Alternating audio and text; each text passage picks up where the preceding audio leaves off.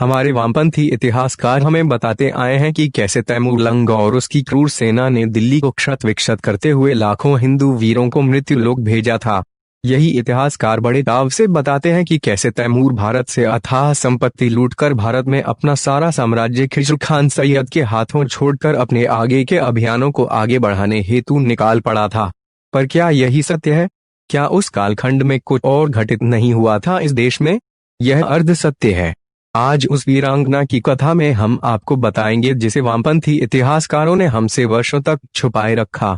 Saffron swords, centuries of Indic resistance to invaders, जिसकी लेखिका है मनोषी सिंह रावल। इसमें 51 ऐसे हिंदू वीरों की कथाएं हैं जिन्होंने इस्लामिक आतताइयों और ब्रिटिश लुटेरों के अजेयता के दम को धूल धूसरित किया था।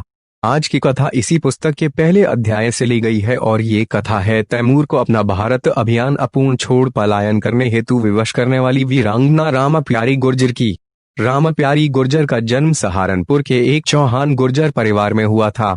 वीरता बाल्यकाल से ही रामाप्यारी गुर्जर के अंदर नैसर्गिक रूप से भरी थी। निर्भय और हठी स्वभाव की रामाप्यारी गुर्जर अपनी मां से नित्य ही पहलवान बनने हेतु आवश्यक नियम जिज्ञासा पूर्वक पूछा करती थी और फिर प्रातः काल हो या संध्या काल वे नियमित रूप से किसी एकांत स्थान में व्यायाम किया करती थी। जैसे अग्नि में तपकर स्वर्ण की चमक और निखरती है, वैसे ही रामाप्यारी गुर्जर भी नियमित व्यायाम, अथक परिश्रम और अनुशासित जीवन शैली से अत्यंत शक्तिशाली योद्धा बनकर उभरी। रामाप्यारी सदैव पुरुषों के सदृश वस्त्र पहनती थी और अपने ग्राम और पड़ोसी ग्रामों में पहलवानों के कौशल देखने अपने पिता और भाई के साथ जाती थी। रामाप्यारी की योग्यता, शक्ति एवं कौशल की प्रसिद्धि शनह शनह आस पड़ोस के सभी ग्रामों में फैलने लगी। लेकिन हर योद्धा को एक अग्नि परीक्षा से गुजरना पड़ता था और रामाप्यारी गुर्जर हेतु भी शीघ्र ही ऐसा समय आया। वर्ष था 1398। उस समय भारतवर्ष पर तुगलक वंश का शासन हुआ करता था, परंतु ये शासन नामात्र का था क्योंकि उसका आधिपत्य कोई भी राजा स्वीकारने को तैयार नहीं था। इसी समय आगमन हुआ समरकंद के क्रूर आक्रांता अमीर तैमूर का, जिसे कुछ केवल तैमूर तो कुछ तैमूर लंग या तैमूर लगड़े के नाम से भी जानते थे। तैमूर के खड्ग और उसके युद्ध कौशल के आगे नसीरुद्दीन तुगलक निरीह व दुर्बल सिद्ध हुआ और उसकी सेना पराजित हुई। नसीरुद्दीन तुगलक को परास्त करने के पश्चात तैमूर ने दिल्ली में मौत का मानो एक खूनी उत्सव सा मनाया, जिसका उल्लेख करते हुए आज भी कई लोगों की आत्माएं कंपायमान हो उठती है। दिल्ली को क्षत विक्षत करने के उपरांत तैमूर ने अपनी क्रूर दृष्टि हिंदुओं और उनके तीर्थों की ओर घुमाई। ब्रिटिश इतिहासकार विंसेंट ए स्मिथ द्वारा रचित पुस्तक the Oxford history of India from the earliest times to the end of 1911 की माने तो भारत में तैमूर के अभियान का मुख्य उद्देश्य था सनातन समुदाय का विनाश कर भारत में इस्लाम की ध्वजा लहराना। जब तुगलक वंश को धराशायी करने के पश्चात तैमूर ने दिल्ली पर आक्रमण किया था तो उसने उन क्षेत्रों को छोड़ दिया जहां मुसलमानों की आबादी ज्यादा था और उसने केवल सनातन समुदाय पर निशाना साधा। जाने कितने लोग तैमूर की इस हुहबरी अग्नि में भस्म हुए, जो बच्चे वो दास बना दिए गए। यह सूचना जाट क्षेत्र में पहुंची। जाट क्षेत्र में आज का हरियाणा और पश्चिमी उत्तर प्रदेश के कुछ भाग आते हैं।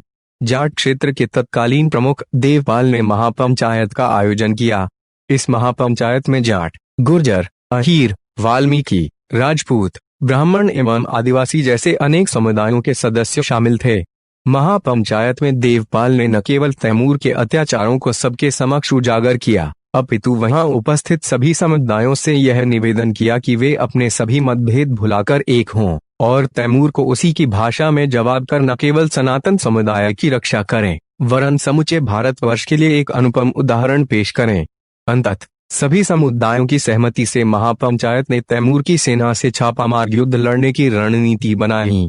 इस हेतु महापंचायत ने सर्व समाज की एक सेना तैयार की, जिसमें इस महापंचायत सेना के ध्वज के अंतर्गत 80,000 योद्धा शामिल हुए थे।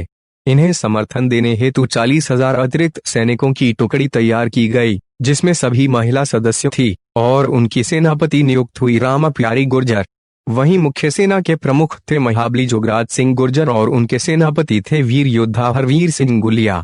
एक सुनियोजित योजना के अंतर्गत 500 युवा अश्वारोहियों को तैमूर की सेना पर जासूसी हेतु लगाया गया, जिससे उसकी योजनाओं और भविष्य के आक्रमणों के बारे में पता चल सके।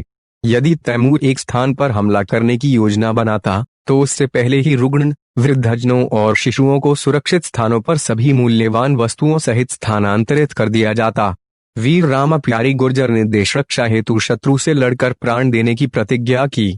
जोगराज के नेतृत्व में बनी 40,000 ग्रामीण महिलाओं की सेना को युद्ध विद्या के प्रशिक्षण व निरीक्षण का दायित्व भी रामा प्यारी चौहान गुर्जर के पास था। इनकी 4 सहकर्मियों भी थी, जिनके नाम थे हरदाई जाट, देवी कौर राजपूत, चंद्रो ब्राह्मण और रामदाई त्यागी। इन 40,000 महिलाओं में गुर्जर, जाट, अहीर, राजपूत, हरिजन, वाल्मीकि, त्यागी तथा अन्य वीर जातियों की वीरांगनाएं शामिल थी। यूं तो इनमें से कई ऐसी महिलाएं भी थी जिन्होंने कभी शस्त्र का मुंह भी नहीं देखा था, परंतु रामा प्यारी के हुंकार पर वे अपने को रोक ना पाई। अपनी मातृभूमि और अपने संस्कृति की रक्षा हेतु देवी दुर्गा की संस्कृति से संबंध रखने वाली इन दुर्गाओं ने शस्त्र चलाने में तनिक भी संकोच नहीं किया। प्रत्येक गांव के युवक युवतियां अपने नेता के संरक्षण में प्रतिदिन शाम को गांव के अखाड़े पर एकत्र हो जाया करते थे और व्यायाम, मल्लयुद्ध तथा युद्ध विद्या का अभ्यास किया करते थे। उत्सवों के समय वीर युवक युवतियां अपने कौशल सार्वजनिक तौर पर प्रदर्शित किया करते थे। अंततः धर्म युद्ध का दिन समीप आया। गुप्तचरों की सूचना के अनुसार तैमूर लंग अपनी विशाल सेना के साथ मेरठ की ओर कूच कर रहा था। सभी 1,20,000 सैनिक केवल महाबली जोगराज सिंह गुर्जर के युद्ध आह्वान की प्रतीक्षा कर रहे थे। सिंह के सदृश गरजते हुए महाबली जोगराज सिंह गुर्जर ने कहा, वीरों, भगवत गीता में जो भगवान कृष्ण ने अर्जुन को कहा था उसका स्मरण करो। जो मोक्ष हमारे ऋषि मुनि योग साधना करके प्राप्त करते हैं, वो हम योद्धा यहाँ इस रणभूमि पर लड़कर प्राप्त करेंगे। यदि मातृभूमि की रक्षा करते करते आप वीरगति को प्राप्त हुए, तब भी सारा संसार आपकी वंदना करेगा। आपने मुझे अपना प्रमुख चुना है और इसलिए मैं अंतिम श्वास तक युद्ध भूमि से पीछे नहीं हटूंगा। अपनी अंतिम श्वास और रक्त के अंतिम बूंद तक मैं मां भारती की रक्षा करूंगा। हमारे राष्ट्र को तैमूर के अत्याचारों ने लहूलुहान किया है। योद्धाओं, उठो और क्षण भर भी विलंब न करो। शत्रुओं से युद्ध करो और उन्हें हमारी मातृभूमि से बाहर खदेड़ दो। महाबली जोगराज सिंह गुर्जर की इस हुंकार पर रामा प्यारी गुर्जर ने अपने खड्ग को चूमा और उनके साथ समस्त महिला सैनिकों ने अपने शस्त्रों को चूमते हुए युद्ध का उद्घोष किया। रणभेरी बज उठी और शंख गूंज उठे।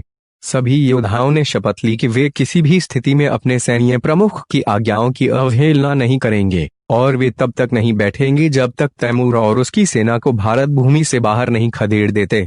युद्ध में कम से कम योद्धा हताहत हों, इसलिए महापंचायत ने छापामार युद्ध की रणनीति अपनाई।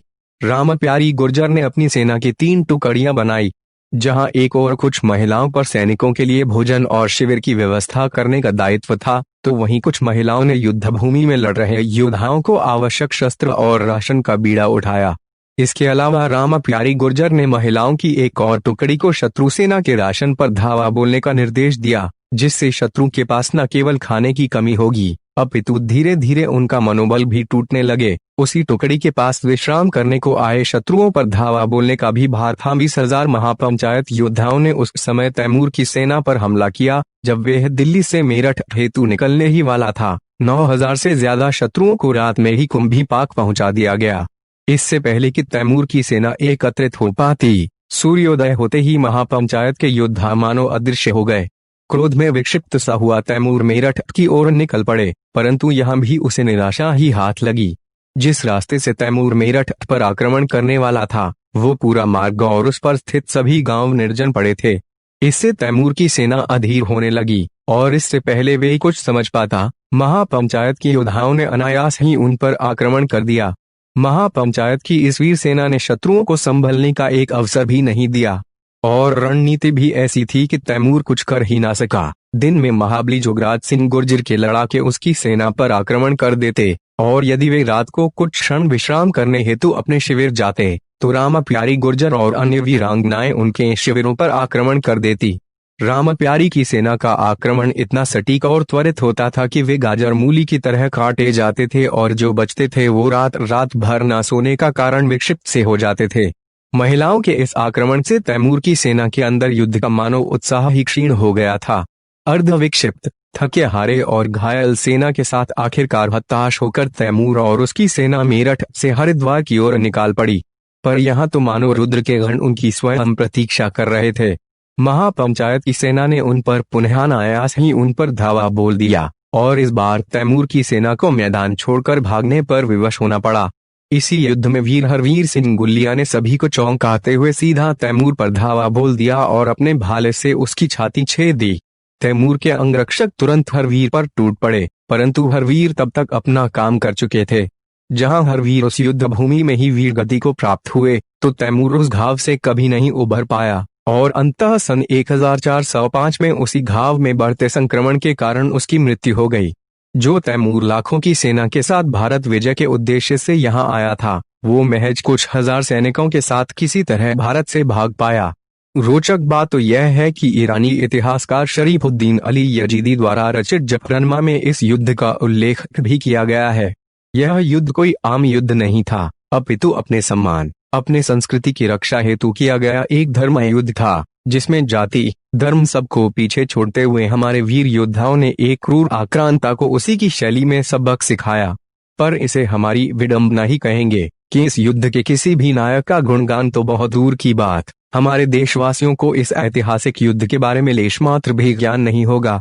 रामप्यारी गुर्जर जैसी अनेकों वीर महिलाओं ने जिस तरह तैमूर को नाकों चने चबाने पर विवश किया, वो अपने आप में असंख्य भारतीय महिलाओं हेतु किसी प्रेरणा स्रोत से कम नहीं होगा। ये कथा है अधर्म पर धर्म के विजय की। ये कथा है देवी दुर्गा के संस्कृति की अनेक दुर्गाओं की। ये कथा है तैमूर लगड़े की सेना की हमारे वीर वीरांगनाओं के हाथों अप्रत्याशित पराजय की।